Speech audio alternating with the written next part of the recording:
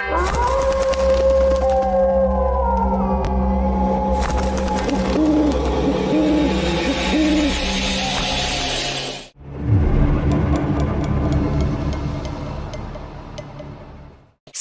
causes cancer. Smoking kills.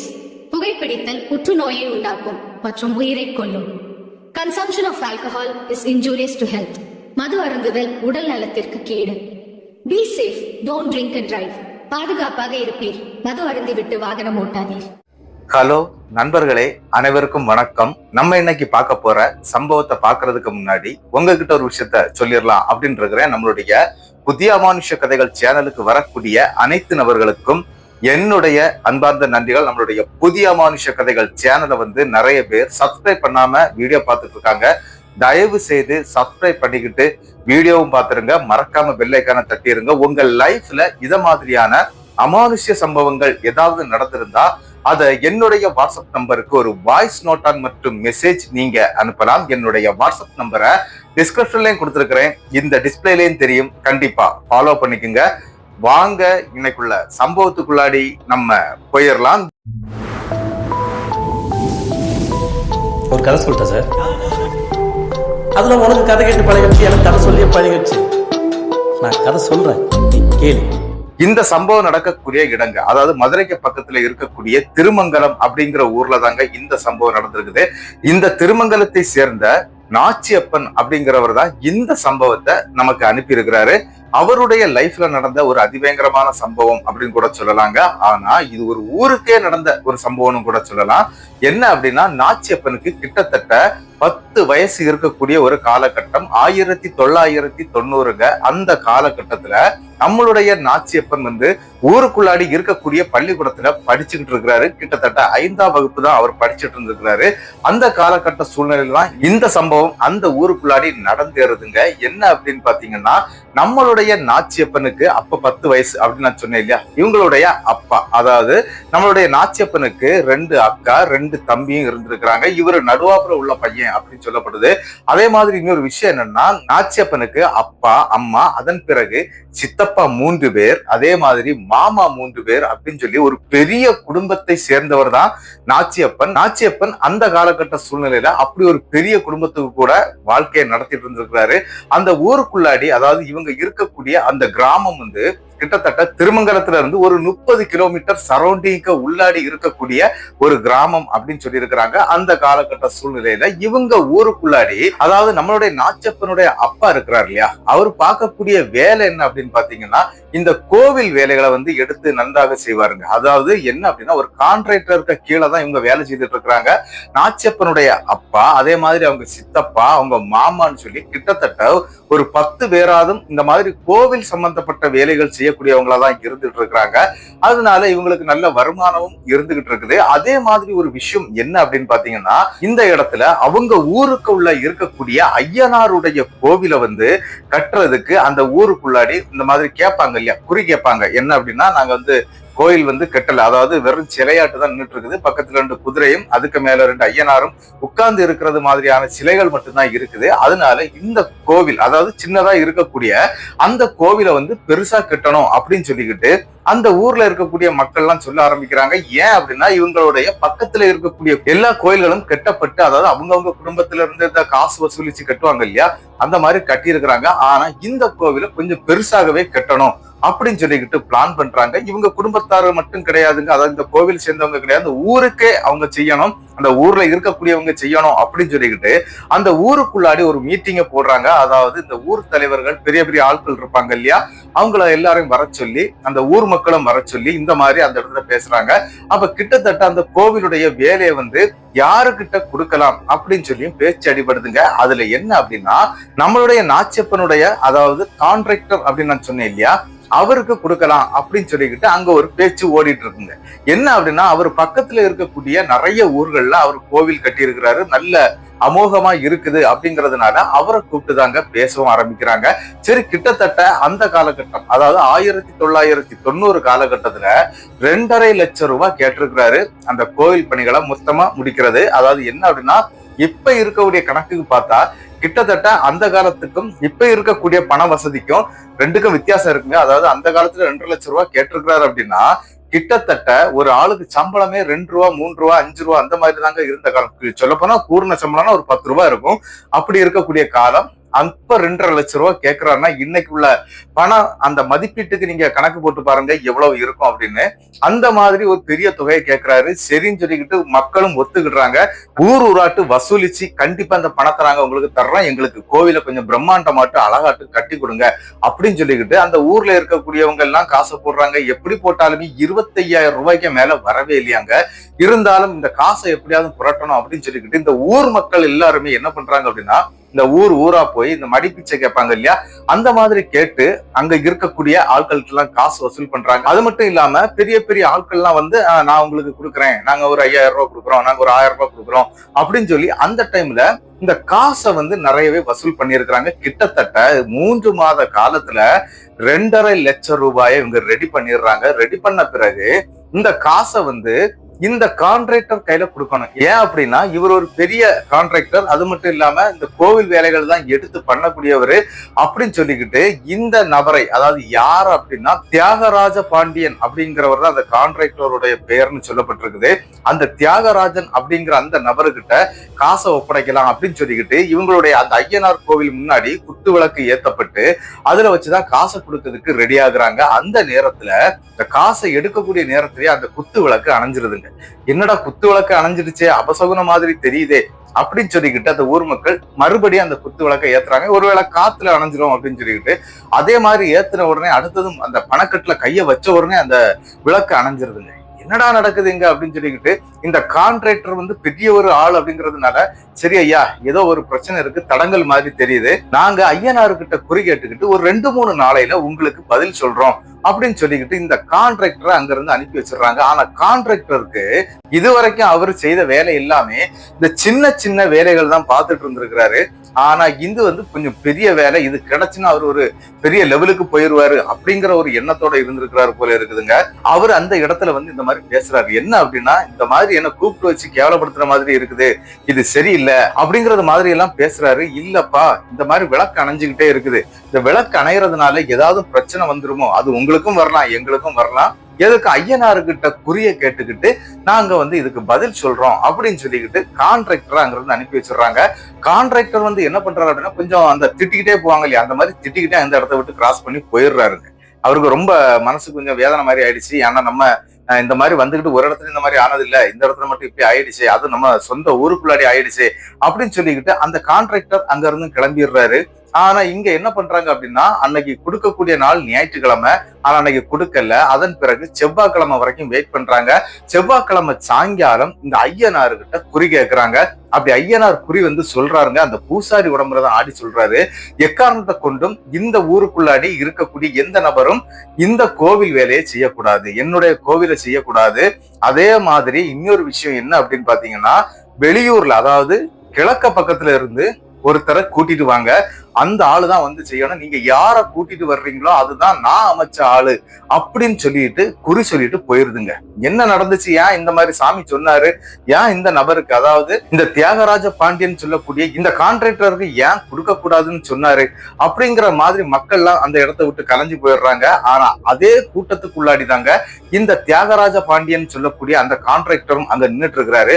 அதை பாத்துடுறாங்க. பாத்துக்கிட்டு, எப்பா நீயே கேட்டல்ல, குறி என்ன வந்துச்சு நீ கேட்டல்ல, தயவு செய்து நீ இந்த வேலையை செய்ய வேண்டாப்பா, நீ வேற வேலையை பார்த்துக்க அப்படின்னு சொன்ன உடனே இந்த தியாகராஜ பாண்டியன்கிற அந்த கான்ட்ராக்டர் அந்த இடத்துல பயங்கரமா அப்படி இந்த கோவத்துல பாப்பாங்க இல்லையா, அந்த மாதிரி எல்லாம் பார்த்துக்கிட்டு வாய்க்குள்ள வச்சு ஏதோ திட்டிக்கிட்டு அந்த இடத்த விட்டும் போயிடுறாருங்க. கிட்டத்தட்ட என்ன நடக்குது அப்படின்னு பாத்தீங்கன்னா, நல்ல சரக்கு அடிச்சுக்கிட்டு இந்த கான்ட்ராக்டர் அதே இடத்துக்கு வர்றாரு. அவருடைய மோட்டார் சைக்கிள், அதாவது எக்ஸல் மோட்டார் சைக்கிள் அப்படின்னு சொல்லி இருக்கிறாங்க, அந்த மோட்டார் சைக்கிள்ல வந்து இறங்குறாருங்க. இந்த கான்ட்ராக்டருடைய குடும்பத்தை நம்ம பார்க்கணும். என்ன அப்படின்னா, ஒரு மனைவி 2 பெண் பிள்ளைகளோட வாழ்ந்துட்டு வந்துட்டு இருக்கிறாரு. அவருக்கு ஆண் வாரிசே கிடையாதுங்க, அவருக்கு 2 பெண் பிள்ளைகள் தான் இருக்கிறாங்க. அதனால இவரு கொஞ்சம் தாழ்ந்து போயிருக்கலாம் அப்படிங்கிற மாதிரி என் மனசுக்குள்ள தோணுது. இருந்தாலும் என்ன அப்படின்னா, அந்த இடத்துல வந்து மண்ணு வாரி வீசிட்டு போறாருங்க அந்த ஐயனாருக்கு மேல. என்ன அப்படின்னு பாத்தீங்கன்னா, எனக்கு இந்த கான்ட்ராக்ட் கிடைக்க கூடாதுன்னு சொல்லி நீதானே சதி பண்ணிட்ட, உன்னை நான் இனிமேல் கும்பிடவே மாட்டேன், உனக்கு கிட்டே நான் வரமாட்டேன், நான் செத்தாலும் உன்னை வந்து பார்க்க மாட்டேன் அப்படிங்கறது மாதிரி அந்த மண்ணை வாரி பயங்கரமா மண் வாரி போட்டு இந்த சாபம் விடுவாங்க இல்லையா, அந்த மாதிரி சாபத்தை எல்லாம் போட்டுக்கிட்டு அந்த நபர் அங்கிருந்து போயிடுறாருங்க. ஆனா அந்த நபர் அங்க இருந்து போனதோட இந்த கதை முடிஞ்சுதான்னு கேட்டீங்கன்னா கிடையாது. என்ன அப்படின்னா, இந்த கோவில் கான்ட்ராக்ட் வேலையை வந்து இன்னி ஒரு ஆளை கூட்டிட்டு வர்றாங்க. அது கிழக்கு சைடுல இருந்து ஒரு ஆளை கூட்டிட்டு வர்றாங்க. கூட்டிட்டு வந்து அந்த நபருக்கிட்ட காசை கொடுக்குறாங்க. கிட்டத்தட்ட ஒரு வாரத்துக்கு பிறகுதான் இது நடக்குது. அப்படி காசை கொடுக்கும்போது அந்த கான்ட்ராக்டர், அதாவது புதுசா வந்தார் இல்லையா, அவருடைய ஒரு கை கால்கள் அந்த கோவிலுக்கு முன்னாலே விளங்காமாயி அப்படியே கீழே விழுந்துடுறாருங்க. என்னடா நடக்குது அப்படின்னு சொல்லிக்கிட்டு அந்த கோவில் சார்ந்த மக்களுக்கு எதுவுமே புரியலைங்க. என்னடா இது, என்ன நடக்குது? ஐயனார் தான் முதல்ல இப்படி சொன்னாரு, ஒரு ஆளை கூட்டிட்டு வந்த பிறகு இந்த ஆளுக்கு இப்படி ஆயிடுச்சு அப்படின்னு சொல்லிக்கிட்டு வேதனைப்படுறாங்க. அந்த நபர் எனக்கு வேலையே வேண்டாம்னு சொல்லிட்டு அவரும் போயிடுறாரு. ஆனா அதன் பிறகும் கிழக்க இருந்து இன்னியும் ஒரு ஆளை கூட்டிட்டு வர்றாங்க, இன்னொரு ஆளை கூட்டிட்டு வர்றாங்க. கிட்டத்தட்ட ஒரு 5 பேரை கூட்டிட்டு வர்றாங்க. அந்த காசை எடுத்த உடனே அந்த ஆட்களுக்கு கை கால்கள் விளங்காம ஆயிருது. என்னடா நடக்குது, ஐயனார் என்ன பண்றாரு, சரி ஐயனார்கிட்ட குறிய கேட்போம் அப்படின்னு சொல்லிக்கிட்டு கிட்டத்தட்ட அந்த நாள்ல, அதாவது அன்னைக்கு சாயங்காலம், செவ்வாய்க்கிழமை அன்னைக்கு சாயங்காலமே இவங்க குறி கேட்கவும் ஆரம்பிக்கிறாங்க. அதாவது குறி கேட்டுடலாம் சொல்லிக்கிட்டு பூசாரி அங்க உள்ள பூசைகள்லாம் பண்ணிட்டு இருக்கிறாரு. ஆனா எப்பவுமே அந்த பூசாரி உடம்புலதான் அந்த ஐயனார் வருவாரு. ஆனா இந்த தடவை ஐயனார் வரவே இல்லைங்க. என்னடா நடக்குது இங்க, என்ன பிரச்சனை ஆச்சுது அப்படின்னு சொல்லிக்கிட்டு மக்கள்லாம் வந்து அப்படியே கொந்தளிக்க ஆரம்பிச்சிட்டாங்க. ஏன்னா ஐயனாரே வரல அப்படின்னு சொல்லும் போது எல்லாருக்கும் ஒரு வேதனை வரும் இல்லையா. இந்த பிரச்சனையை எப்படி நம்ம எடுத்துட்டு போய் பேசுறது, அதை எப்படி நம்ம தீர்க்கிறது, அதாவது இந்த கோவிலை எப்படி கட்டுறது அப்படிங்கிற ஒரு எண்ணத்துல அங்க இருக்கக்கூடிய அனைத்து நபர்களுக்குமே கேள்விக்கு மேல கேள்வி ஆயிருதுங்க. ஏதோ ஒரு பிரச்சனை நடக்குது அப்படின்னு சொல்லிக்கிட்டு அங்க இருக்கக்கூடிய பூசாரி சொல்ல ஆரம்பிக்கிறாருங்க. என்ன அப்படின்னா, ஏதோ நம்மளை சுத்தி ஒரு பெரிய கட்டை போட்டு வச்சது மாதிரி எனக்கு ஃபீல் ஆகுது. என்ன அப்படின்னா, எப்ப கூப்பிட்டாலும் சாமி வந்துருவாரு, ஆனா இந்த தடவை சாமி வரல. ஒருவேளை ஏதாவது பிரச்சனையா இருக்குமோ அப்படிங்கிற ஒரு பயத்தோட அந்த நபரும் சொல்லிக்கிட்டு அந்த கோவிலே தாங்க அந்த ஐயனார் கோவில் பூசாரி படுத்து கிடப்பாரு. அவர் அங்கே படுத்துடுறாரு. கிட்டத்தட்ட நள்ளிரவு பயங்கரமான மழை பெய்ய ஆரம்பிக்குதுங்க. இந்த பிரச்சனை நடந்த அன்னைக்கு நைட்டு இந்த மழை வந்து கொட்டி தீக்குது அப்படின்னு கூட சொல்றாங்க. அந்த ஊரே பயங்கரமான வெள்ளக்காடுல நிரம்பி நிக்குதுங்க. அப்படிப்பட்ட ஒரு மழை பெய்ய ஆரம்பிக்குது.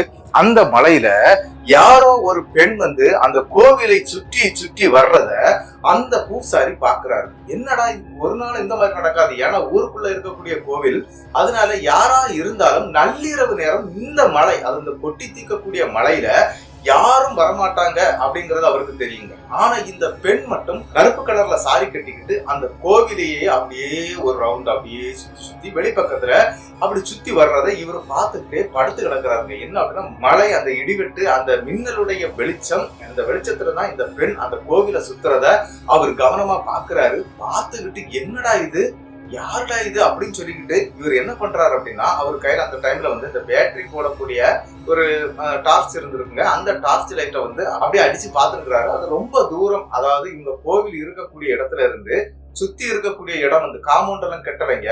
அது வந்து ஒரு ஆலமரம், அதுக்கு பிறகு நிறைய அரச மரம், இந்த மரங்கள்லாம் வந்து சுத்தி சுத்தி அங்கேயா இருந்திருக்குது. இந்த இடத்துக்குள்ள சின்னதா தான் அந்த கோவில் கட்டப்பட்டிருக்குது. ஐயனாருக்கு மட்டும்தான் அந்த கோவில் கட்டப்பட்டிருக்குது. இந்த ஓலை சரிவு அப்படின்னு சொல்லுவாங்க இல்லையா, அந்த மாதிரி ஓலை சரிவு போட்டிருக்குது. அந்த ஓலை சரிவுக்குள்ளதான் இவர் இருந்து பார்த்துட்டே இருக்கிறாரு. இது யாரு, கிட்டத்தட்ட இவர் இருக்கக்கூடிய இடத்துல இருந்து ஒரு 30 அடி தூரத்துல அப்படியே சுத்திக்கிட்டே வருதுங்க. அது மரத்துக்கு அந்த பக்கத்துல அப்படி சுத்திக்கிட்டே இருக்குது.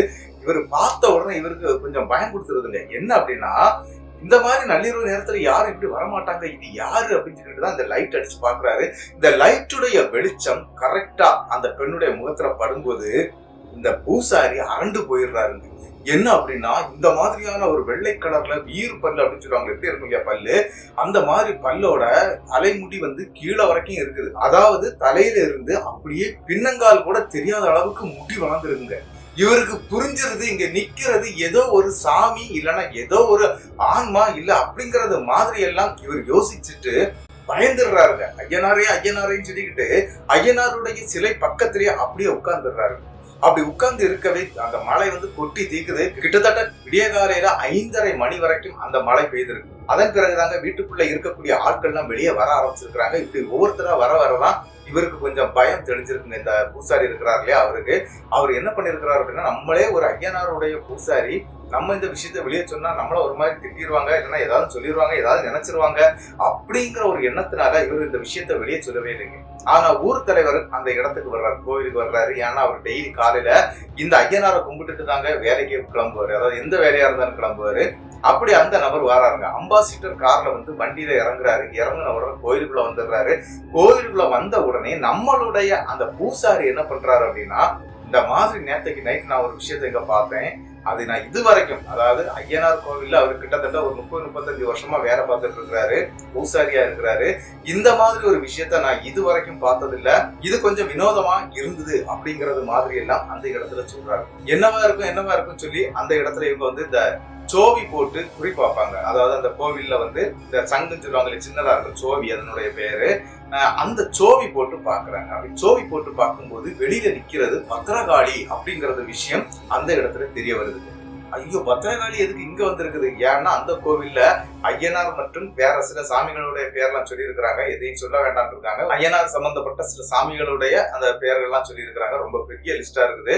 என்ன அப்படின்னா அப்படிப்பட்ட சாமிகள் தான் இருக்குது, அங்க பத்திரகாளி இல்லைங்க. பத்திரகாளி இவங்களுடைய சுடுகாட்டு பக்கத்துல தாங்க இருக்குது. அதாவது சுடுகாட்டோட சேர்ந்துதான் பத்திரகாளியுடைய கோயில் இருக்குது. எதற்காக இந்த மாதிரி இந்த சாமி இங்க வந்திருக்குது, இது யார் அப்படின்னு சொல்லும்போது சுடுகாட்டு பத்திரகாளி தான் இங்க வந்திருக்குது அப்படின்னு சொல்லி அந்த சோவியிலே வருதுங்க. இவங்களுக்கு ஒண்ணுமே புரியல, என்ன நடக்குது, நம்மளுடைய ஐயனாருக்கு என்ன ஆச்சு, ஏன் ஐயனார் வந்து சாமி ஆடல, இப்படி எல்லாம் கேட்டுட்டு இருக்கவே சரி ஏதாவது இருக்கும்பா, நம்ம பக்கத்துல இருக்கக்கூடிய ஏதாவது கோவில்ல இந்த மாதிரி விஷயத்த பத்தி கேட்டுக்கலாம் அப்படின்னு சொல்லிக்கிட்டு ஊர் தலைவரும் அங்க இருந்து கிளம்பிடுறாங்க.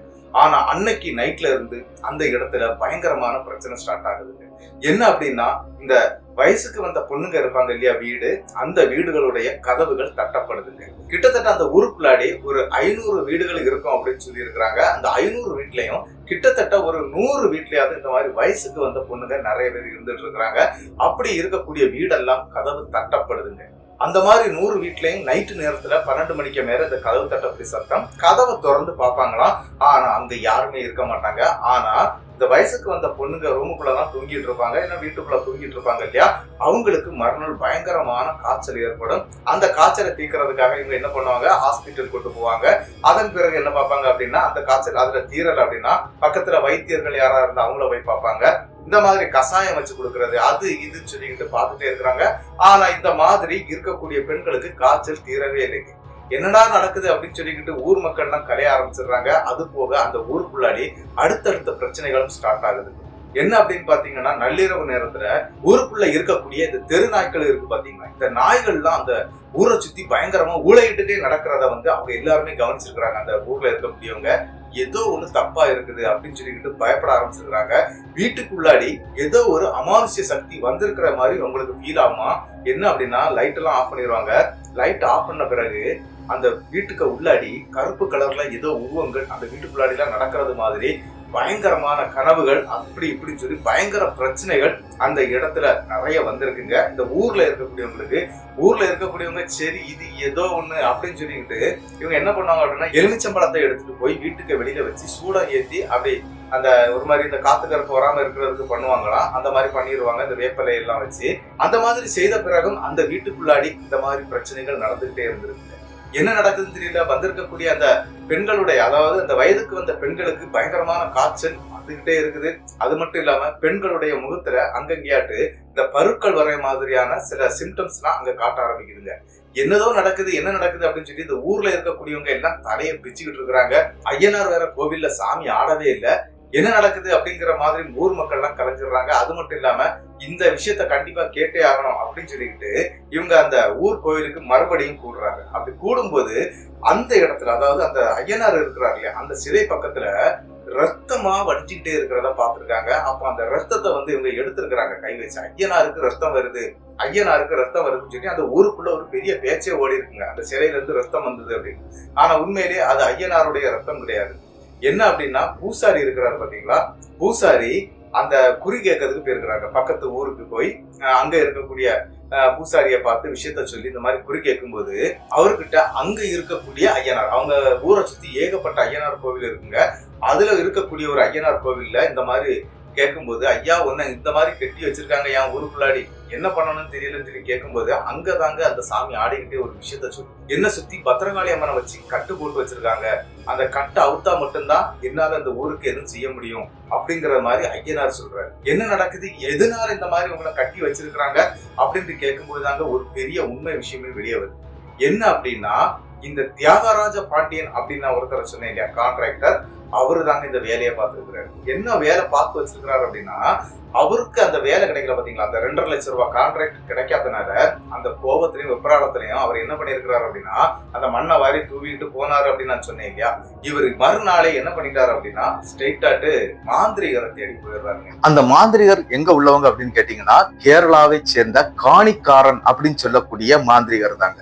இந்த காணிக்காரன்ல 2 பேரை அந்த நபர் போய் பார்த்திருக்கிறாரு. பார்த்துக்கிட்டு என்ன சொல்லியிருக்கிறாரு அப்படின்னா, இந்த ஐயனார் கோவில் கட்டக்கூடிய வேலை எனக்கு வந்தது, இந்த மாதிரி வர வச்சுக்கிட்டு என் கண்ணு முன்ன காசை காட்டிக்கிட்டு அதை ரிட்டர்ன் பண்ணிட்டாங்க. அதாவது அவங்க எனக்கு கொடுக்கல, ஆனா என்ன தவிர அந்த கோவிலை யாருமே கட்டக்கூடாது, வரக்கூடியவங்க இந்த மாதிரி கை கால் விளங்காம போயிடணும், அதை அந்த சாமியை கட்டிக்கிட்டு தான் நீங்க அதை பண்ணணும், அப்பதான் எனக்கு அங்க பேச்சு எடுபடும் அப்படிங்கிறது மாதிரி எல்லாம் இந்த கான்ட்ராக்டர் பேசி வச்சு ஒரு 2 நபர்களை 2 காணிக்காரங்களை கூட்டிட்டே வந்திருக்கிறாருங்க அவங்களுடைய ஊருக்கு.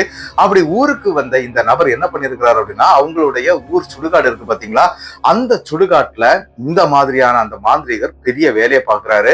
அப்படி பார்க்கும்போது அந்த ஊருக்கு வெளியில இருக்கக்கூடிய அந்த பத்ரகாளி அம்மனை வச்சுதான் இந்த ஐயனாரை கட்ட முடியும் அப்படின்னு நினைச்சுக்கிட்டு அவங்க அதுக்கான துர்மந்திரங்களை அங்க ஜெபிச்சு அந்த பத்ரகாளி அம்மனை அங்க இருந்து அனுப்பியும் வைக்கிறாங்க. எங்க அப்படின்னா இந்த ஊருக்குள்ளாடி. இப்படி இந்த ஊருக்குள்ள வரும்போது என்ன நடந்துச்சு அப்படின்னு பாத்தீங்கன்னா, இந்த மாதிரி ஐயனாரை அந்த பத்ரகாளி அம்மன் கட்டுல வச்சிருது. அப்படி கட்டுல வச்சது மட்டும் இல்லாம இன்னொரு விஷயம் என்ன அப்படின்னு பாத்தீங்கன்னா, இந்த ஊர் சுடுகாட்டுல இருக்கக்கூடிய பேய்கள் அனைத்துமே கட்டு அவிழ்க்கப்பட்டு அது எல்லாமே இங்க வந்துருச்சு. அந்த பத்ரகாளி அம்மனுடைய கட்டுப்பாட்டுக்குள்ள இருக்கக்கூடிய பேய்கள் அனைத்துமே உங்க ஊருக்குள்ளதான் இருக்குது, அதனாலதான் இவ்வளவு பிரச்சனை உங்களுக்கு நடந்துகிட்டு இருக்குது அப்படின்னு சொல்லிக்கிட்டு அந்த ஊர் ஐயனார் கோவில்ல இருக்கக்கூடிய பூசாரி உடம்பரை வந்த ஐயனார் சொல்ல, அதன் பிறகுதாங்க இந்த பூசாரிக்கு தெரிய வருது.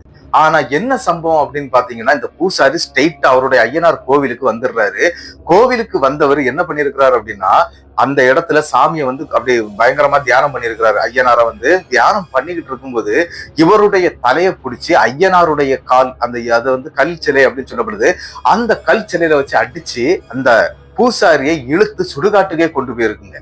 இது யாருக்கும் தெரியாது. அங்க பார்த்தா ஐயனார் கால்ல இருந்து ரத்தம் வருது, ஐயனார் கால்ல இருந்து ரத்தம் வருது, ஐயனாருக்கு அடிபட்டு இருக்குது அப்படின்னு சொல்லி திருநூறெல்லாம் வாரி பூச ஆரம்பிச்சிட்டாங்க. அதுல இருந்து அந்த ரத்தத்தையும் இவங்க திலகமா போட ஆரம்பிச்சிட்டாங்க, ஐயனாருடைய ரத்தம் அப்படின்னு சொல்லிக்கிட்டு. இந்த மாதிரி எல்லாம் பிரச்சனை ஓடிக்கிட்டு இருக்கவே அந்த சுடுகாட்டுல வெட்டியான்னு சொல்லிட்டு ஒரு நபர் இருப்பார் இல்லையா, அந்த மாதிரியான ஒரு நபர் அங்க இருந்து இங்க வர்றாரு, இந்த ஊருக்குள்ளாடி வர்றாரு. இந்த மாதிரி பூசாரி அடிபட்ட நிலைமையில அந்த சுடுகாட்டுக்குள்ளாடி விழுந்து கிடக்குறாரு. அவர்கிட்ட என்ன கேட்டாலும் பேச மாட்டேங்கிறாரு. அவர் தலையில நிறைய அடிபட்டு ரத்தம் வந்திருக்குது அப்படின்னு அந்த வெட்டியான் சொன்ன பிறகுதாங்க இங்க இருக்கக்கூடியவங்களுக்கு புரிஞ்சிருக்குது. என்னடா இது ரத்தம் ரத்தம் சொன்னா, அப்ப அவரு தான் இங்க மயக்க அடிச்சு கீழே விழுந்திருப்பாரு, அவருடைய தலைப்பட்டு தான் இந்த மாதிரி ரத்தம் வந்திருக்கும் போல இருக்குதுன்னு அப்பந்தாங்க யோசிச்சிருக்கிறாங்க அங்க இருக்கக்கூடிய ஊர் மக்கள். அதன் பிறகு என்ன நடக்குன்னா, அங்க போய் பூசாரியை பாக்குறாங்க. பூசாரிக்கு பைத்தியம் பிடிச்சு போய் இருக்கிறாருங்க. அவரு அங்க கேட்ட விஷயமும் அங்க என்ன நடந்துச்சுன்னு சொன்னாங்களோ அதெல்லாம் அவருக்கு மறந்துடுச்சு. ஒரு மாதிரியான பேன்னு அப்படி உட்கார்ந்து இருக்கிறாரு. சரி என்னப்பா ஆச்சுன்னு கேட்டா அவருக்கு பதில் சொல்லவே தெரியல. ஏன் அப்படின்னா, இந்த பத்ரகாளி தாங்க அந்த பிரச்சனையும் பண்ணிருக்குது. இந்த பூசாரி இந்த மாதிரி இந்த நிலைமையில ஆக்கி அந்த சுடுகாட்டுக்கும் கொண்டு போன விஷயம் யாருக்கும் தெரியாது. அதன் பிறகுதான் இதெல்லாம் தெரிய வருது. என்ன நடக்குது அப்படின்னு பாத்தீங்கன்னா, இவங்க எல்லாருமே மறுபடியும் ஐயனார் கோயிலுக்கு வர்றாங்க. ஐயனார் கோயில்ல இந்த மாதிரி ரத்தம் வந்துச்சு இல்லையா, அதையெல்லாம் பார்த்துட்டு ஐயா இந்த மாதிரி எல்லாம் வந்திருக்குது, என்ன நடக்குது ஏது நடக்குதுன்னு எங்களுக்கு தெரியலையே ஐயா அப்படின்னு சொல்லிட்டு எல்லாருமே மண்டாடி இருக்கிறாங்க. ஆனாலும் அந்த கட்டுல இருந்து அந்த சாமி வெளியே வரவே இல்லை. மறுபடியும் பக்கத்து ஊர்ல இருக்கக்கூடிய அந்த ஐயனாரை தேடி போறாங்க. அப்படி தேடி போய் அங்கதாங்க குறி கேட்க ஆரம்பிக்கிறாங்க. கிட்டத்தட்ட 500 குடும்பங்கள் வசிச்சுட்டு இருக்கக்கூடிய இடத்துல இருந்து 100 பேராதும் அந்த கோவிலுக்குள்ள இருந்திருக்கிறாங்க. எல்லாருமே ஆண்கள் தான். அப்படி அங்க போய் அங்க குறி கேட்க ஆரம்பிக்கிறாங்க. அப்படி குறி கேட்கும்போது, நான் சொல்ற இடத்துல இருந்து ஒரு ஆளை கூட்டிட்டு வா, அவன் வந்தா மட்டும்தான் இது சரியாகும் அப்படின்னு சொல்லிக்கிட்டு சீவலப்பேரி சுடலை இருக்கு பாத்தீங்களா, சீவலப்பேரி சுடலை மாடசாமி அந்த கோவிலுக்கு போக சொல்லி இருக்கிறாரு. அதே மாதிரி அந்த சீவலப்பேரி கோயிலுக்கும் போயிருக்கிறாங்க. அந்த கோவில்ல போய் அந்த விஷயங்கள், அதாவது இங்க நடக்கக்கூடிய இந்த சம்பவத்தை எல்லாத்தையுமே சொல்லி இருக்கிறாங்க. இந்த மாதிரி பிரச்சனை ஆயிடுச்சு, ஏதாவது பண்ணுங்க அப்படின்னு சொல்லும்போது சீவலப்பேரி கோவிலுடைய பூசாரிக்கு அவரு தான் சொல்லி விட்டு இருக்கிறாரு. என்ன அப்படின்னா, உங்களுக்கு ஒரு பிரச்சனையும் இல்லை, நம்மளுடைய சிவசுடலை அங்க கண்டிப்பா வருவாரு, உங்களுக்கு இந்த பிரச்சனையை தீர்த்து கொடுப்பாரு அப்படின்னு சொல்லிக்கிட்டு அங்க இருந்து 3 தேங்காய்கள் கொடுக்கப்பட்டிருக்குங்க. அதாவது அந்த தேங்காவை வந்து சுடலை தேங்காய் அப்படின்னு சொல்லியிருக்கிறாங்க. சுடலை மாடனுடைய தேங்காய் அப்படின்னு சொல்லிட்டு 3 தேங்காய்கள் கொடுத்துருக்குறாங்க.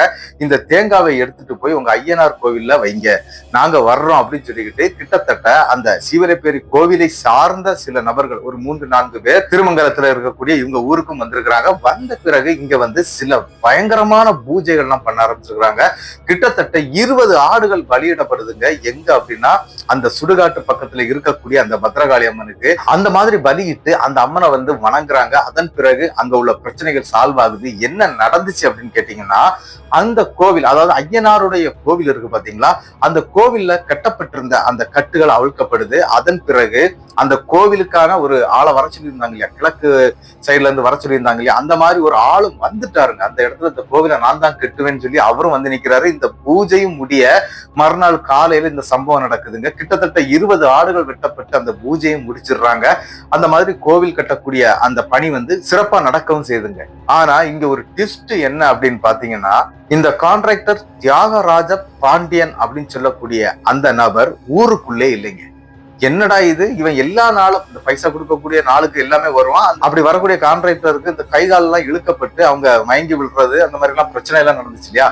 ஆனா இந்த நபர் வந்தப்ப புதுசா வந்திருக்கக்கூடிய அந்த கான்ட்ராக்டருக்கு இந்த காசை கொடுத்துடுறாங்க. கொடுத்த பிறகு அந்த இடத்துல அவருக்கு எதுவுமே நடக்கலைங்க. அவர் அந்த கோவில் வேலையும் சிறப்பா பண்ணிடலாம் அப்படின்னு சொல்லிக்கிட்டு அவரும் காசை வாங்கிட்டு போயிடுறாரு. ஆனா அவருக்கு ஊருக்குள்ளாடியே ஒரு வீடு கொடுத்துருக்காங்க அவருக்கு தங்கிறதுக்கு. அப்படி தங்கியிருந்து நீங்க வேலையை பார்த்து கொடுங்க அப்படின்னு சொல்லிட்டாங்க. அவர் அங்க போய் உட்கார்ந்துடுறாரு. ஆனா இந்த நபரை காணலைங்க. தியாகராஜ பாண்டியன் சொல்லக்கூடிய அந்த நபர் ஊருக்குள்ளே இல்லைங்க. அவருடைய மகள் இல்ல, அங்க மனைவி இல்ல, அந்த குடும்பமே அங்க இருந்து காணாம போயிருக்குது. இவங்களும் நினைச்சிட்டாங்க ஊரை விட்டு ஓடிட்டான் போல இருக்குது, அதான் இந்த பிரச்சனை அப்படின்னு சொல்லிக்கிட்டு அவங்களும் விட்டுறாங்க. கிட்டத்தட்ட கோவில் வேலை ஃபுல்லா முடிச்சிடுறாங்க 1 ஆண்டு காலத்துல. அதாவது 1990 இருந்து 91க்குள்ளாடி இந்த கோவிலுடைய வேலை முடியுதுங்க. வேலை முடிஞ்சு அந்த ஊர்ல இருக்கக்கூடியவங்களும் செல்வ செழிப்போட நல்லாதான் இருந்துட்டு இருக்கிறாங்க. அந்த டைம்ல தாங்க அந்த ஊருக்குள்ளாடி நள்ளிரவு நேரத்துல இந்த பைத்தியம் பிடிச்ச ஒரு நபர் வந்து அந்த ஊருக்குள்ள அலைஞ்சுக்கிட்டே இருக்கிறாரு. இதை எல்லாருமே பாக்குறாங்க. இவன் யாரு, புதுசா இருக்கான், இந்த மாதிரி அழுக்கு சட்டையோட, அதாவது ஃபுல்லாவே எல்லாமே இழந்த ஒரு நபர் மாதிரி இருக்கான், தோல்ல ஒரு இந்த மாதிரி பையெல்லாம் தொங்க விட்டுருக்கிறான் அப்படின்ட்டு எல்லாம் பாக்குறாங்க. பகல் நேரத்திலயும் இந்த நபரை பார்க்க முடியுதுங்க. முகம் ஃபுல்லாவே இந்த மீசை தாடியெல்லாம் மறைச்சு மூஞ்சி கண்ணு ஒண்ணும் தெரியல. அந்த அளவுக்கு ஜடை பிடிச்ச முடியோட ஒரு நபர் அந்த ஊருக்குள்ளாடி லாந்த ஆரம்பிக்கிறான். ஆனா அந்த நபர் யார் அப்படின்னு சொல்லிக்கிட்டு யாருக்குமே தெரியல. இருந்தாலும் அந்த இடத்துல இவங்க அந்த நபருக்கு சாப்பாடெல்லாம் கொடுக்கறது வழக்கம் தாங்க. இந்த வீட்டுல வைக்கிறது மிச்ச மீதி எல்லாம் கொடுப்பாங்க. அந்த மாதிரி வாங்கி சாப்பிட்டுக்கிட்டு நடந்துகிட்டே இருக்கிறாரு. அப்படி நடந்துகிட்டே இருக்கும்போது இவங்களுக்கு ஒரு கேள்வி இந்த மனசுக்குள்ள இருந்துகிட்டே தான் இருந்திருக்குது. இந்த நபர் தியாகராஜ பாண்டியன் இவன் எங்க போனா, எந்த ஊருக்குள்ள இருக்கா, இந்த மாதிரி ஒரு பிரச்சனையை பண்ணிட்டு போயிட்டானே, இவனை விடக்கூடாது அப்படின்னு சொல்லி இந்த ஊருக்காரங்க என்ன பண்ணிருக்கிறாங்க, இவனை கண்டிப்பா கொல்லணுங்கிற அளவுல எல்லாரும் யோசிச்சிருக்கிறாங்க. ஆனா அந்த நபர் ஊர்ல இல்லாதனால அப்படியே விட்டுறாங்க. அதன் பிறகு என்ன நடக்குது அப்படின்னு பாத்தீங்கன்னா, இந்த ஐயனார் கோவில் இருக்கு இல்லையா, இந்த கோவில்ல அந்த மீசை தாடி வச்சுக்கிட்டு அந்த பிச்சைக்காரன் மாதிரி நடக்கக்கூடிய, அந்த பைத்தியம் பிடிச்சு நடக்கக்கூடிய அந்த நபர் வந்து அந்த ஐயனார் கோயிலுக்கு வரமாட்டாருங்க. என்ன அப்படின்னா, பக்கத்துல இருக்கக்கூடிய அந்த பத்ரகாளி அம்மன் கோயில போய் படுத்து கிடப்பாராம். ஆனா இந்த கோவிலுக்கு வர்றது கிடையாதுங்க. இதையெல்லாம் அங்க இருக்கக்கூடியவங்க நோட்டீஸ் பண்ணிட்டே தான் இருக்காங்க. என்ன இவன் இந்த மாதிரிலாம் பண்ணிட்டு இருக்கான் அப்படின்னு சொல்லிட்டு. ஆனா ஊருக்குள்ளாடி ஐயனாருக்கு திருவிழா எடுக்கப்படுதுங்க. ஐயனார் திருவிழா வந்து பயங்கரமா கொண்டாடப்படுதுங்க. கிட்டத்தட்ட 3 நாட்கள் திருவிழா நடந்து முடியுதுங்க. 3வது நாள் தாங்க பிரச்சனையே ஸ்டார்ட் ஆகுது. என்ன அப்படின்னா, ஐயனார் வேட்டைக்கு கிளம்பக்கூடிய நாள் அப்படின்னு சொல்லுவாங்க. இந்த ஊரை சுத்தி வலம் வருவாரு. அப்படி வலம் வரக்கூடிய டைம்ல யாருமே இருக்கக்கூடாது. அந்த ஊருக்குள்ளாடி எல்லாருமே கோயிலுக்குள்ள இருக்கணும். ஆனா இந்த ஜடை பிடித்த அந்த பிச்சைக்காரன் ஒரு ஆள் இருந்தார் இல்லையா, அந்த பத்ரகாளியம்மன் கோயில படுத்திருப்பாருன்னு சொன்னேன் இல்லையா, அந்த நபர் மட்டும்தாங்க மிஸ்ஸிங். அந்த ஊருக்குள்ள இருக்கக்கூடிய அனைத்து நபர்களும் அந்த ஐயனார் கோயிலுக்குள்ளாடி உட்கார்ந்து இருக்கும் போது என்ன அப்படின்னா, ஐயனார் வேட்டைக்கு கிளம்பிடுறாருங்க. அப்படி வேட்டைக்கு கிளம்புற ஐயனார் அப்படி ஊருக்குள்ளாடி சுத்தி வந்துட்டு இருக்கிறாங்க. அதே டைம்ல இந்த ஐயனார் வேட்டைக்கு போறதுக்காக ஒரு குதிரை ஒண்ணு அங்க கொண்டு விட்டுருப்பாங்க, வெள்ளை குதிரை. அந்த குதிரையில தாங்க, அந்த குதிரை வந்து என்ன ஒரு விஷயம் அப்படின்னா, யாருமே அங்க அந்த குதிரையை பிடிக்க வேண்டாம். அந்த குதிரையோட அந்த ஓனர் கூட அந்த குதிரையை பிடிக்க வேண்டாங்க. அந்த கட்டுல இருந்து அவுத்து விட்டுட்டாங்க அப்படின்னா கரெக்டா அந்த கோவிலுடைய வாசல் முன்னாடி அந்த குதிரை வந்து நிற்கும். அப்படி நின்னுக்கிட்டு அங்க இருந்து கிளம்புங்க. அந்த குதிரையில வந்து யாரும் ஏற மாட்டாங்க, மனுஷங்களாட்டி யாருமே ஏற மாட்டாங்க. அந்த குதிரை எப்ப போயிட்டு ரிட்டன் அந்த கோவிலுக்கு வருதோ அதன் பிறகுதாங்க அங்க இருக்கக்கூடியவங்க சாப்பாடுலாம் சாப்பிட்டுக்கிட்டு அங்க இருந்து அவங்க வீட்டுக்கு போவாங்க. இதுதான் கடைசி திருவிழா. அந்த மாதிரி அந்த குதிரையை வந்து அவுத்து விடுறாங்க. அந்த குதிரையும் அது எப்பவுமே சரி மெல்லமா நடந்து போகுமா. ஆனா அன்னைக்கு பயங்கர வேகத்தோட அது சுடுகாட்டை பார்த்து ஓடுதுங்க. இவங்களுக்கு ஒண்ணுமே புரியல. ஆனா அதுக்கு பின்னால யாரும் போகவும் கூடாது, இந்த மாதிரி எந்த பிரச்சனையும் பண்ணக்கூடாது, அங்கேயேதான் உட்கார்ந்துருக்கணும். குதிரை வந்தா நீங்க ஏத்துக்கலாம், இல்லைன்னாக்கி காலையில தான் பார்க்கணும் அப்படின்னு சொல்லிட்டு விட்டுறாங்க. அதே மாதிரி குதிரையும் போயிருதுங்க. குதிரை போய் கிட்டத்தட்ட இந்த சுடுகாட்டு பக்கத்தை பார்த்து போயிருக்குங்க. அந்த இடத்துல என்ன நடந்துச்சு அப்படின்னு பாத்தீங்கன்னா, இந்த பிச்சைக்காரன் தோற்றத்துல இருந்தது வேற யாரும் கிடையாதுங்க, இந்த தியாகராஜ பாண்டியன் அப்படின்னு சொல்லக்கூடிய ஆளுதாங்க. அங்க இருந்து விரட்ட ஆரம்பிக்குதுங்க. அந்த தியாகராஜ பாண்டியனுக்கு புரிஞ்சிருது, அங்க வர்றது ஐயனார் தான், அவரும் அந்த குதிரை ஏறி வந்துட்டு இருக்கிறாரு, நம்ம பண்ணின தப்புனாலதான் இந்த பிரச்சனை நமக்கு நடக்குது அப்படிங்கிறத புரிஞ்சிருக்கிறாரு போல இருக்குது. அங்க இருந்து ஓட ஆரம்பிக்கிறாருங்க. அவர் ஆல்ரெடி ஒரு பைத்தியக்காரன் அப்படின்னு சொன்னேன் இல்லையா, அவர் சொல்லக்கூடிய பேச்சு வெளியில எடுபடாது அப்படிங்கிறதுனால அந்த நபர் அந்த ஊரை சுற்றி ஓட ஆரம்பிக்கிறாருங்க. ஓட ஓட இந்த குதிரை துரத்த ஆரம்பிக்குதுங்க. இவர் எங்க போயிடுறாரு அப்படின்னா, அந்த ஊரை விட்டு பக்கத்து ஊர்ல இருக்கக்கூடிய ஐயனார் கோவிலுக்கு ஓடிடுறாருங்க. பக்கத்து ஊர்ல இருக்கக்கூடிய ஐயனார் கோவில்ல போய் தஞ்சம் பெற்றுறாரு. அங்க போய் உட்கார்ந்துடுறாரு. இந்த குதிரை அதன் பிறகுதாங்க ஊருக்குள்ளாடி வருது. ஊருக்குள்ள வந்து கரெக்டா அந்த கோவிலுக்கு முன்னாடி, அந்த வாசலுக்கு முன்னாடி வந்து நிக்குவாங்க. நின்ன பிறகு குதிரை கரெக்டா அந்த ஓனரை நோக்கி வந்துருதுங்க. அவரும் கட்டி போட்டுறாரு. அப்ப எல்லாரும் சாப்பிடலாம் அப்படின்னு சொல்லிட்டு எல்லாரும் சாப்பிட இருக்கவே அங்க இருக்கக்கூடிய பூசாரி உடம்புல ஐயனார் சரட்டுன்னு வர்றாரு.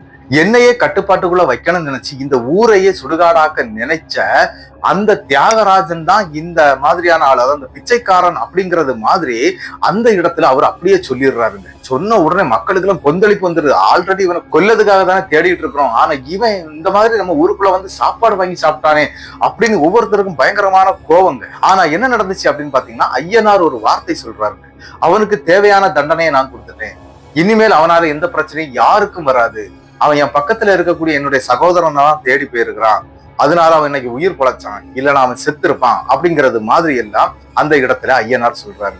சரின்னு சொல்லிக்கிட்டு இவங்க ஊர்ல இருக்கக்கூடியவங்களுக்கு என்ன போவோம் அப்படின்னா, அவனை கண்டா கண்டிப்பா அடிச்சு கொள்ளணும் அப்படிங்கிற ஒரு எண்ணத்துல தாங்க தேடிட்டே இருக்கிறாங்க. ஆனா இந்த நபர் வந்து அந்த பக்கத்துல இருக்கக்கூடிய ஐயனார் கோவில போய் தஞ்சம் பெற்றார் இல்லையா, அந்த கோவிலை கட்டினதும் இவரு தாங்க. அதனால அந்த இடத்துக்குள்ளாடி அந்த ஐயனார் வந்து இவரை காப்பாத்தி விட்டு இருக்கிறாரு அப்படிங்கிறது தாங்க உண்மை. என்ன நடந்துச்சு அப்படின்னு பாத்தீங்கன்னா, மறுநாள் காலையில விடிஞ்ச உடனே இங்க இருக்கக்கூடிய அவ்வளவுமே ஊருக்குள்ள சுத்தி தேட ஆரம்பிச்சிட்டாங்க. இவர் எங்க போனாரு, இந்த ஆள் எங்க இருக்கிறாரு அப்படின்னு சொல்லி தேட ஆரம்பிக்கிறாங்க. ஆனா இந்த நபரை கண்டே பிடிக்க முடியலைங்க. பக்கத்து ஊர்ல இருக்கக்கூடிய ஐயனார் கோவில்ல இருந்தாங்க ஒரு தகவல் இவங்களுக்கு கிடைக்குது. என்ன அப்படின்னா, இந்த மாதிரி ஒரு நபர் இங்க வந்து இருக்கிறான் அப்படின்னு சொன்ன உடனே இந்த ஊர் மக்கள் அனைவரும் கிட்டத்தட்ட ஒரு 100-150 பேர் அந்த கோவிலை ரவுண்டு கட்டி அங்க போயிட்டாங்க. அங்க போன பிறகுதான் தெரியும், அவர் பயங்கரமா அழ ஆரம்பிச்சிட்டாருங்க. அவர் பைத்தியம் கீத்தியம்லாம் கிடையாதுங்க, நான் செய்த தப்ப வந்து உணர்ந்துதான் வந்தேன், என்ன கொன்னா கொல்லட்டும் அப்படின்னு தான் நினைச்சேன், ஆனா வந்த ஐயனாருடைய உருவத்தை நான் பார்த்தேன், அவர் குதிரைக்கு மேல அந்த மாதிரியான ஒரு உருவத்துல அவரை நான் பார்த்தப்போ என் ஈரக்குறையே நடுங்கிருச்சு, நான் அதனாலதான் பயத்துல ஓடிட்டேன், இந்த ஐயனார் கோயில வந்து நான் சரண் புகுந்துட்டேன் அப்படிங்கிறது மாதிரி எல்லாம் அந்த கான்ட்ராக்டர் பேச ஆரம்பிக்கிறாரு. அதாவது தியாகராஜ பாண்டியன் பேச ஆரம்பிக்கிறாரு.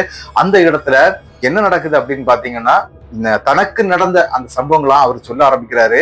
என்ன அப்படின்னா, அவர் இதெல்லாம் பண்ணி முடிச்சிட்டாரு. பண்ணிட்டு இவரு ஊருக்குள்ள ஜாலியா தாங்க சுத்திட்டு இருந்திருக்கிறாரு. அது மட்டும் இல்லாம இந்த இடத்துக்கு வேற மாந்திரிகர்களை கொண்டு வர்றாங்க அப்படின்னு தெரிஞ்ச உடனே இவங்க என்ன பண்ணிட்டாங்க அப்படின்னா, அதாவது சிவசுடலை கோவில்ல சீவலப்பேர்ல இருந்து கூட்டிட்டு வந்தாங்களா, இந்த விஷயங்கள் தெரிஞ்ச உடனே அந்த நபர் என்ன பண்ணிருக்கிறாரு அப்படின்னா, தன்னுடைய மனைவி மற்றும் மகளெல்லாம் கூட்டிக்கிட்டு அந்த இடத்துல இருந்து கிளம்பி இருக்கிறாரு. அவருடைய எக்ஸல் பைக்ல தான் அவர் கிளம்பி இருக்கிறாரு. அப்படி கிளம்பும் போது இவர் என்ன பண்ணிருக்கிறாரு அப்படின்னா, சுடுகாட்டு பக்கம் அந்த பக்கத்தோட நம்ம போயிடலாம் அப்படின்னு இவர் வந்திருக்கிறாரு. ஆனா அங்கதாங்க இந்த பலி பூஜை எல்லாம் நடத்திக்கிட்டு இருக்கிறாங்க. அந்த மாதிரி அந்த பலி பூஜைகள் நடந்துகிட்டு இருக்கிறத பார்த்துக்கிட்டு இவர் வேக வேகமா அவருடைய வண்டியில போயிருக்கிறாரு. ஆனா இதை யாருமே கவனிக்கல. அவர் அந்த சுடுகாட்டு பாதையில போறது, அதாவது அந்த வழியாட்டு அடுத்த ஊருக்கு போயிடலாங்க. ஆனா அந்த ஊருக்கும் இந்த ஊருக்கும் கிட்டத்தட்ட ஒரு 3 கிலோமீட்டர் தூரம் இருக்குது. அந்த 3 கிலோமீட்டர்ல என்ன நடந்துச்சு அப்படின்னு பாத்தீங்கன்னா, தன்னுடைய மனைவி 2 மகள் இவங்க 3 பேருமே பேய் பிடிச்ச மாதிரி ஆயிட்டாங்களாம். அதாவது நடு ரோட்லயே வண்டியில இருந்தே நம்மளுடைய அந்த கான்ட்ராக்டரை தாக்க ஆரம்பிச்சிருக்கிறாங்க. தியாகராஜன் அடி வாங்கிக்கிட்டே இருந்திருக்கிறாரு. கடைசியில அடி பொறுக்க முடியாம கீழே விழுந்திருக்கிறாரு. பைக்ல இருந்து கீழே விழுந்த இடத்துல இந்த பெண்கள், அதாவது இங்க 3 பெண்கள் அப்படிங்கிறதுனால இவங்க கையில கிடைக்கிறது எல்லாம் எடுத்து அடிக்க ஆரம்பிச்சிட்டாங்க. அடிச்சுக்கிட்டு பேய் பிடிச்சால ஓடுவாங்க இல்லையா, அந்த மாதிரி திசை தெரியாம ஓடிடுறாங்க. இவரு அந்த இடத்திலே மயக்கம் போட்டு கீழே விழுந்துடுறாரு. எந்திரிச்சு பார்க்கும்போது தன்னுடைய பைக்கும் அவரும் மட்டும்தாங்க அந்த இடத்துல விழுந்து கிடந்திருக்கிறாங்க. அந்த ரூட்டை யாரும் கூடுதல் கூடுதல் யூஸ் பண்ணாததுனால அந்த வழியில இவர் விழுந்தது யாருக்கும் தெரியாதுங்க. இவரும் என்ன பண்றாரு அப்படின்னா தன்னுடைய மனைவியும் குழந்தைகளும் எங்க போனாங்கன்னு சொல்லி தேட ஆரம்பிச்சிருக்கிறாரு. ஆனா கடைசி வரைக்கும் அவருடைய மனைவியும் 2 குழந்தைகளும் அவருக்கு கிடைக்கவே இல்லை. அதே மாதிரி ஒரு விஷயம் என்ன அப்படின்னு பாத்தீங்கன்னா, இவருக்கும் கொஞ்சம் பித்து பிடிச்ச மாதிரி ஆயிருது. இந்த மாதிரி தப்பு பண்ணிட்டோம், நம்மளுடைய மனைவி மக்கள் எல்லாம் போயிட்டாங்க, இனி நான் என்ன பண்ண போறேன் அப்படின்னு சொல்லிக்கிட்டு தாங்க மறுபடியும் அதே இடத்துல அந்த காட்டுக்குள்ளாடியே சாப்பிடாமலே சுத்திட்டு இருந்திருக்கிறாரு. இந்த பிரச்சனையெல்லாம் ஒரு முடிவுக்கு வந்த பிறகு, அதாவது 1 ஆண்டு காலத்துக்கு பிறகுதாங்க இவர் ஊருக்குள்ளே வந்திருக்கிறார். அந்த கோவில் திருவிழாவுக்கும் கொஞ்ச நாளைக்கு முன்னால, நான் செய்த தப்புக்கு ஆண்டவன் என்ன எவ்வளவு வேணாலும் தண்டிக்கட்டும், ஆனா என்னுடைய மனைவி மக்கள் இந்த மாதிரி பேரக்கூடாது, அவங்களுக்கு எதுவும் பிரச்சனை ஆயிடக்கூடாதுன்னு சொல்லிட்டு தான் நான் அந்த ஊருக்குள்ளே வந்தேன் அப்படிங்கிறது மாதிரி எல்லாம் அவர் அந்த இடத்துல சொல்ல ஆரம்பிக்கிறாருங்க.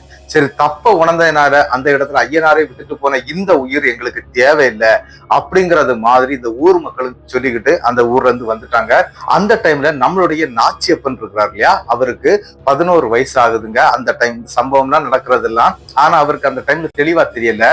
ஆனா போக போக அந்த ஊர் கதையாட்டு பேசுவாங்க இல்லையா, அப்படி பேசுறது, அதுக்கு பிறகு அவங்க ஊர்ல நடந்த சம்பவங்களை எங்கேயாவது போகும்போதும் இந்த மாதிரி இந்த கதை நடந்துச்சு அப்படின்னு சொல்லி பேசும்போது இதை எல்லாமே கேட்டு வச்சுக்கிட்டு தாங்க இந்த கதையை நமக்கு அனுப்பி தந்திருந்தாரு.